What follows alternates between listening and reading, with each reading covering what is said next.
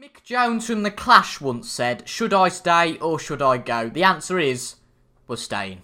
Hello there folks, it's TIJ and welcome to the first episode of our fourth season of Conquering the Euro on Football Manager 2019 Liverpool. Today, we play our first game of the 2021-22 season against Rafa Benitez, of course, former Liverpool manager, and he's now managing Arsenal. We play our first game at Anfield, and I think a win today would really give us a good start. Ahead of a particularly horrible schedule in those first 5 games, you can see that we've got Arsenal, followed by Leicester, followed by Tottenham, followed by Brighton, then Manchester United, and those home games are going to be absolutely traumatic.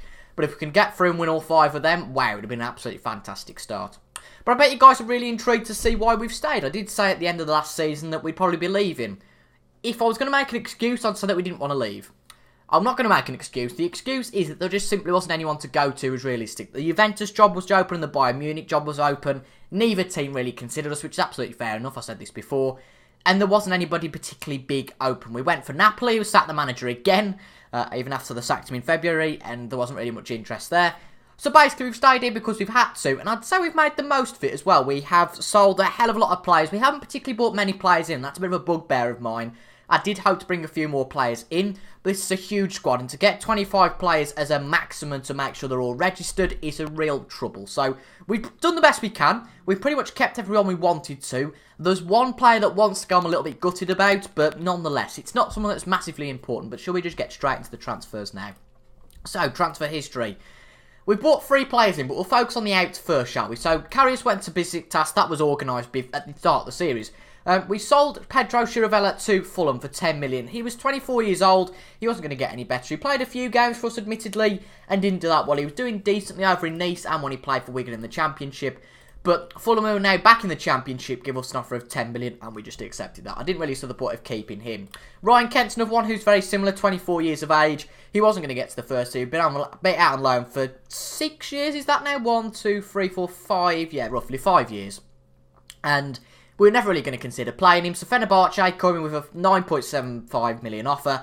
To be honest, playing for Fenerbahce, he's got a good career ahead of him. I'm very satisfied to let him go there, and for a good price as well. We also sold Luciano Vietto, which I'm a little bit gutted about, because Vietto never really got a chance. Now, he bought it for 2.1 million from Atletico Madrid. He's actually at Fulham in real life, so if you recognise the player, that's why.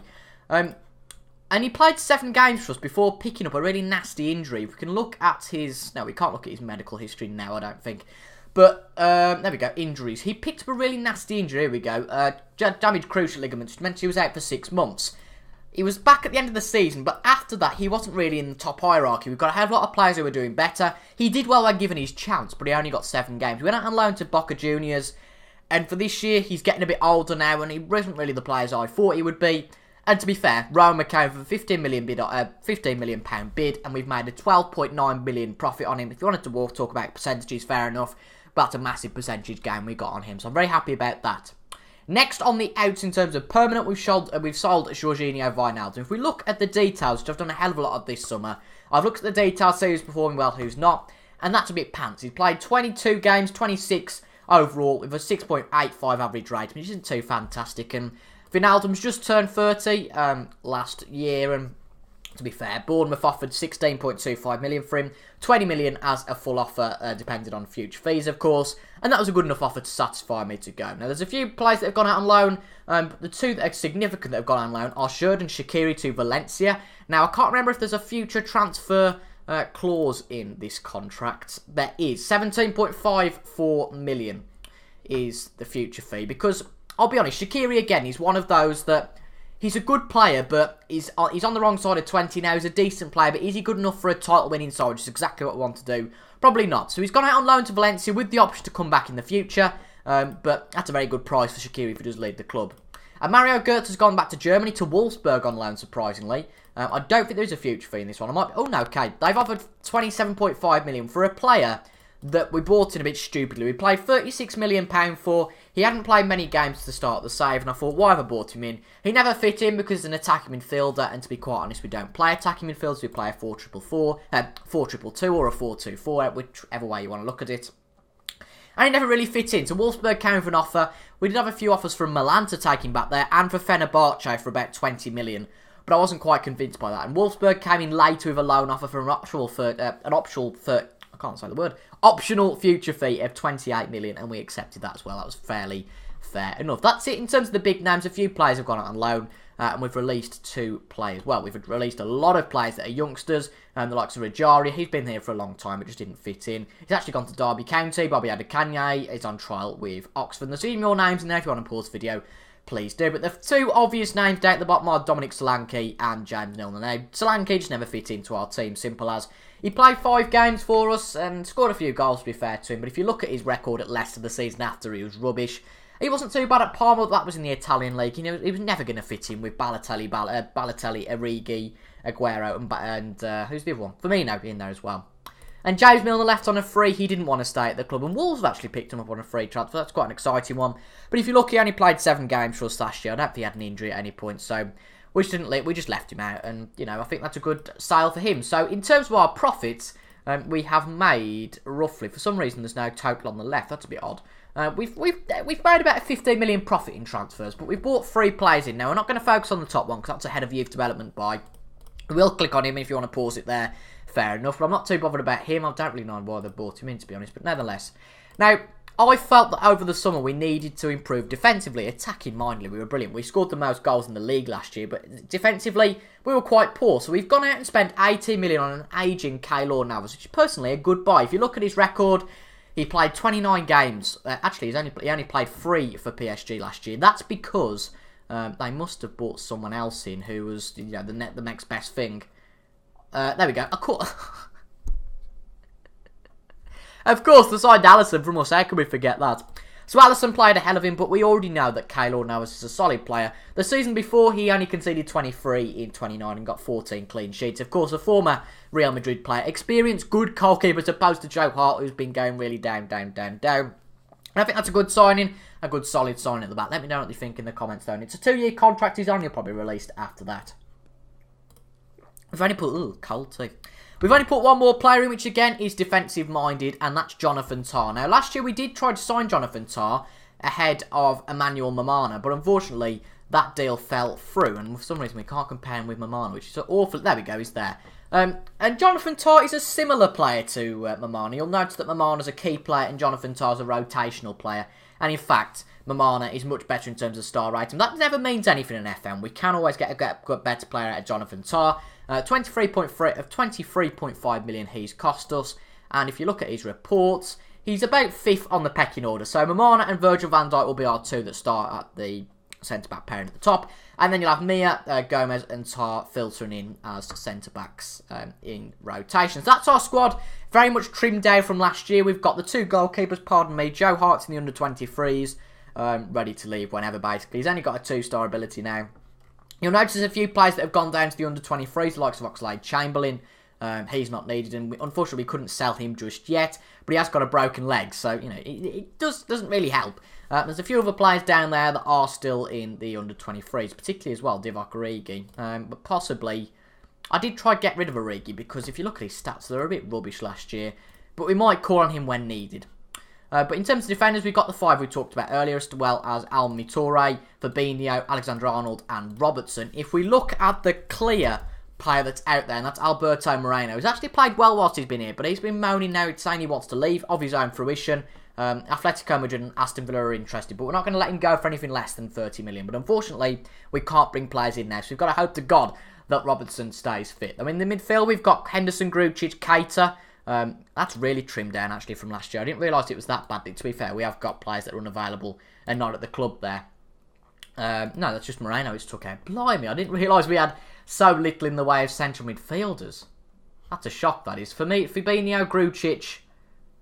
Where's Fabinho? Oh, Fabinho's there. So we've got 4, so we're alright in terms of that. It's not so crowded now. And then we've got Gnabry. Wilson's a new introduction to the squad. He might get put in different points of the season. He might not do. Woodburn going for another breakthrough season again. Trincao the same age. And then, of course, we have Aguero, Balotelli, Firmino and Salah as the front 4. But Aguero probably, it's going to be his last big season. I'd say it'd be between Balotelli. Well, it's going to be Balotelli and Firmino, the big strike partnership with Salah on the right. But that's pretty much it for our transfers. So let's get into the one game of today. Let's have a quick look at the dynamics, which obviously have changed now that Milner has left the club.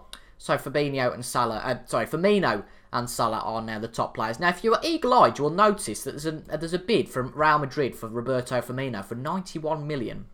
Now, I don't want to get rid of Firmino, but he wants to leave as well. Obviously, you would if the likes of Real Madrid and those sort of players came in. So if Firmino goes, I'm a little bit worried because we've got Balotelli, Salah and Aguero, and that's it. But there's not really much we can do about it, unfortunately, at this point. He's 29 years old, still a class player. But ultimately, he's nearly 30, and if you look at it in those ways, he might not be that good. But hopefully Balotelli has another good season. He had a terrific season last year. In fact, in the whole of the Premier League, he had the best average rating with 20 goals. And hopefully he continues that by getting a goal today against Arsenal, which brings us on nicely to that game against the Gunners. Now, we're playing that 4-2-2 formation we played last year. I've took a few comments into note, particularly some of the mentalities that people are talking about, maybe not playing so many players on attacking roles, which I'm absolutely fine with. So we've got with Fabinho, if you notice, as a defensive deep line playmaker. But the team looks like this for today's game against Arsenal. So Navas makes his debut with the back four you've been so used to in the last few seasons. Alexander-Arnold, Van Dijk, Mamana and Robertson. Henderson and Fabinho start at the middle. It's just because those two players are the most fit in terms of their match sharpness. Salah and Gnabry are on the wings with Balotelli and Firmino on the wings. Then on the wings up front. Then on the bench we've got Lafont, Gomez, Tar, Grujic, Keita, Woodburn and Aguero with Wilson, Mia, Trincao and Toure missing out. It just looks like a very much more refined squad. It was very crowded last year, but now it's not so crowded and we hopefully can get a good first 11 and hopefully go for winning this league. But we did start against Arsenal, I believe, the very first season of Conquering the Euro and had a fantastic game. I think it was 4-3, so that'd be interesting. But they've signed Mandzukic, that's on the left wing, and they have got a very, very strong squad. But hopefully our squad can beat them today.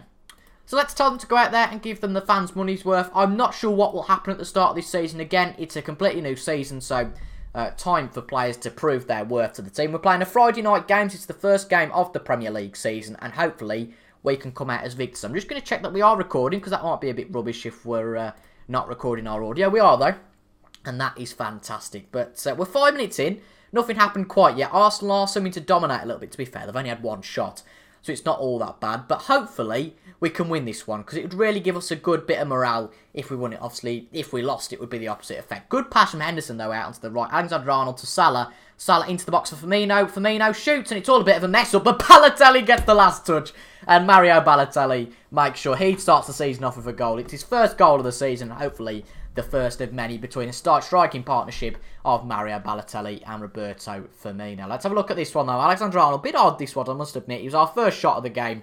And weirdly, it's counted as off target, so that's a bit bizarre. Salah put it into Firmino. He had a shot. He deflects off a lot of players. But the cheeky man, Balotelli, got it with his, I'm presuming his right foot, tapped it into the back of the net and beat Rui Patricio in the Arsenal goal. So that's the first goal then for Mario Balotelli of the season. It puts us in the lead here quite nicely. But whether we deserve it or not in terms of the stats is a little bit debatable. But only one stat matters at the end of the game. Netters? No, it doesn't matter. I'm talking like netta, you know. Shut up. Right. There's only one stat that matters at the end of the game, and that's the score. That was what I was trying to go for at the start, and that's what we got to at the end at least. But a good block from Gnabry there. Brilliant to intercept the Arsenal move. Lovely ball from Robertson through to Balotelli, but unfortunately nothing comes to it. But the vision to try and make that pass is all that we need. We only need one of those passes to work throughout the game, and that's a goal for us. So that's brilliant. But we're putting some nice pressure on the Arsenal players, but I feel it could all well go wrong now. Thiovin, oh, good stuff from Robertson to get the ball back. Lovely ball from Gnabry to Balotelli. Now can Balotelli turn the assist maker? Firmino. Good ball over to the middle for Mo Salah. He shoots and it's in the back of the net. We're 2-0 up against Arsenal within 27 minutes. Clearly doing it with less possession as well, which is absolutely fantastic to see. And we've got an assist, a goal from Balotelli, and now we need Firmino to score one. And Gnabry as well. But that'd be a little bit too harsh. You don't want to inflict too much damage on Arsenal. But winning against Arsenal, and particularly getting a clean sheet as well, would just send out a little bit of a statement of intent for our season. But I don't think this game is going to end so easily because Arsenal are a big threat. If you see from the stats, they're doing very well. But we're defending well. To be fair, it was a good save by Keylor Navas. A bit sloppy in the defence from Virgil van Dijk there. But Keylor Navas came to our saviour in the end. Not particularly great, though, in terms of pass completion as usual. But with this more direct game, I'm not particularly surprised at that. But Asia sends the ball back to Ruben Dias, and that's the end of that highlight. But to be 2-0 ahead with only 40% possession is absolutely fantastic. It just shows that we're taking our chances, and a good save from Navas last year. I do wonder whether Hart last year might have fumbled that, perhaps. Let's switch over my cup of tea, which is cold, and finish with back over to my water now. I like a good drink while I'm doing a video. Good ball from Robertson to Gnabry. Gnabry running and going central. Good ball, good vision from him to Salah. I don't think Salah quite realised what was going on there. But a good ball from Salah to Henderson. Henderson, well, did he play it central? Yes, he does to Firmino. Look, under a bit of pressure though now, Fabinho, but he's pulled it off nicely. Mandzukic dispossesses Alexander-Arnold, which is a bit of a shame. This could be the start of a counter-attack now for the Gunners. Mandzukic, lovely ball through to Ozil. Robertson should really get there, but he's out of position purely because he is effectively marking as a centre-back rather than the left-back. But we're doing well, albeit Arsenal might not be taking their chances, but albeit we're 2-0 up, so I'm not going to complain about that whatsoever. But as I've said, we might be a little bit lucky so far, but we've kept it nicely tight at the back.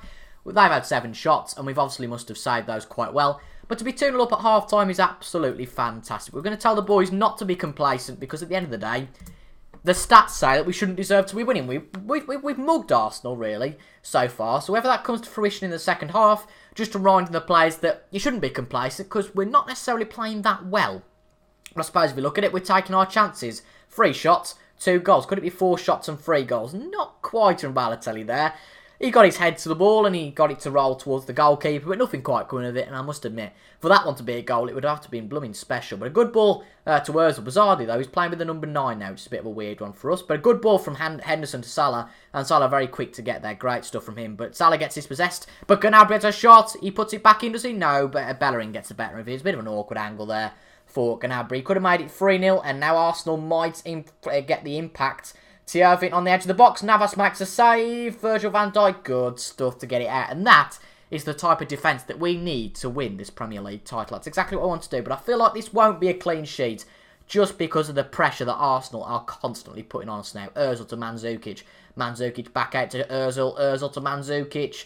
Virgil van Dijk gets it. Good stuff not to give away a penalty and to be nice and bold in the box. But that's quite poor from Arsenal. What a lovely pass that was from Gnabry. Firmino, will he play it central? Firmino on the edge of the box to Balotelli. It's 1-on-1 and Balotelli strikes to make it 3-0 to the Reds. And I think we're going to go counter-attacking now. Just to tell the players to tighten up a bit. Be a little bit less direct. Make sure that we do pass into space. But go a bit, no, not lower in terms of defensive line. But maybe not as... I think the tempo might chuck down a little bit. Be a little bit more disciplined. But that is a lovely assist from Firmino for the second time in the game. And that came from a beautiful Gnabry clearance from that goal. Really good vision to see Firmino. Firmino puts it over the Arsenal defender. And Balotelli just smashes it into the back of the net. And for any fears we had that Balotelli had lost it and then he was a one-season wonder, are clearly gone. Because if he can get a hat-trick or something stupid like that now... wow, that's all I'm going to say. Alexander-Arnold over a free kick to Salah. Fabinho has made it 4-0. Would you believe this? What a statement of intent this is. Well, it either shows that Arsenal are shocking or that we are playing very, very well. We're inflicting the damage on Arsenal like the top clubs inflicted on us at the end of last season. And perhaps that might be a little bit of a message just to say that last season we got beat. And this year we've learned from our mistakes. But it might be good to make our first sub.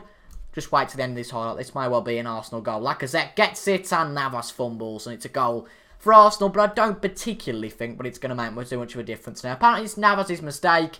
But does it really matter at this stage? No, not particularly. We haven't really got anyone to replace Salah on that right-hand side. Can Gnabry do it? I can't quite remember. Gnabry's not very good there. I don't think Woodburn is either. So we'll scrap that. We'll keep Salah on. Who's tired?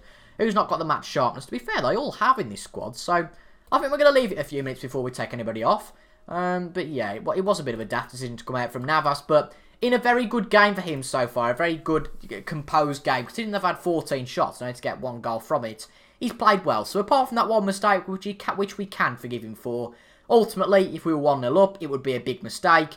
But he's made one mistake. It's not massively an issue in the end. But good ball from Fabinho to Balotelli. Now to Salah. And Salah just off the post.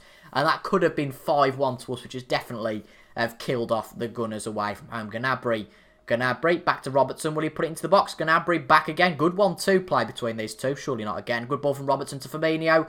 Firmino, even not Fabinho. Henderson back to Fabinho. Salah! And it's 5-1 to the Reds. Very bizarre how that worked, but just shows that we just keep digging in and digging in. And to be fair, we've made this game a hell of a lot more equal in the second half in terms of the shots we've had, the amount we've had on target, and as well as the amount of possession we've had. And we've made the stats look good for us, and we certainly deserve this win. It's a very good state of intent for the start of our Premier League season. Very odd, though. It came off the Arsenal defender and just fell to the feet of Mo Salah, and he dealt with it particularly well. Good stuff. Right, we're going to bring Gomez on for Alexander-Arnold. We are going to bring Salah off, but I can't quite figure out who to bring on. Can Firmino play there? I think he can. Not very well, admittedly. Who can play there then? Is it saying that there's anybody that can... Oh, apparently Woodburn. Can he play there? Not really, but it's not really going to matter. 15 minutes, is it? Too much. And we are also going to bring Henderson off for Keita. And we're also... No, that's it. We've only got 3 subs. Just calm down a bit. We are going to keep on positive. Just tell the players to concentrate now. Make sure they don't get complacent. They're not anyway, to be fair. Apparently they've been overwhelmed. So that's a complete mistake. But luckily we're further enough up in terms of the scoreline to secure this result now. Would be a bit of a shame if Arsenal go and score again here, which they may well do. But Virgil van Dijk beats him, but that's not the pressure gone yet. Lovely ball for Fabinho, but nothing quite happens from that. Keita, now a ball up. No, nothing quite coming of it. We could have a third time lucky thing here. Oh dear, Arsenal are on though now. Thiago into the box. That's a goal. What a shot that was from the Arsenal right winger. Not good enough there, really, from Robertson. And I'm a little bit worried that he thinks that, well, there's no opposition to my position in the back four. But bizarrely, he's apparently the best rated defender, which is a little bit odd. But it's been goals galore. It's not particularly been the goalkeeper's fault, which I'm quite encouraged with. But we're still a bit sloppy at the back, which will be worked on over the season. At the end of the day, it's a little bit of a... Well, it's not a new group of players, is it, really? We've only got one player making his debut. So we can't use that excuse. But the excuse, I suppose, we can use is that we have scored 5. So, you know, we can lay off a little bit. But to win by any score in this first game would be very encouraging. And our attack proves to be fantastic as usual. With our defence, not the best. But ultimately, Arsenal could have quite easily been 2 or 3 up at the start of this half. So, you know, it's the best of a bad situation. But it's certainly not a bad situation at all to be 5-2 up. We could even get another goal here. Lovely ball from Firmino to Balotelli. Surely not. Balotelli in the box. Shoot! It's a goal! How has he managed to score that? Balotelli makes it a hat-trick. That is absolutely fantastic. That capped off a brilliant game for us. How has he scored that? How has Patricio not got to that? Let's watch this. Firmino put it over to Balotelli. Beautiful ball. And he just taps it. And Patricio's like, huh? What's going on? I think he's given up. It's a little bit like Joe Hart last year. But honestly... 6-2. Wow. I did not expect that at all at the start. I thought we might have won, but to win by that margin and to get that many goals is just absolutely mind-blowing. If we can continue that into the other games this season, I feel a bit of a Man City vibe coming on in terms of the fact that we're going to play with, composure and we're going to win most games. And if we can continue that, we will win this year's league. But wow, what a game that was. 6-2 to start the season. All the more reason to subscribe if you're not done already. But if you have already subscribed, leave a like. Of course, if you're not subscribed, you can leave a like. I'm not saying that. If you're not subscribed, you can leave a like. But it'd be nice if you did subscribe down below as well for Conquer the Year on a Monday to Friday base. I do apologise there weren't videos last week, but I thought I'd leave it a few days before we started the new season. But thank you very much for watching, folks. Subscribe if you haven't done already for daily Football Manager content. Well, Monday to Friday. Oh well, it's close enough. Thank you very much for watching, folks. I've been TIJ, and I'll see you guys later. Goodbye.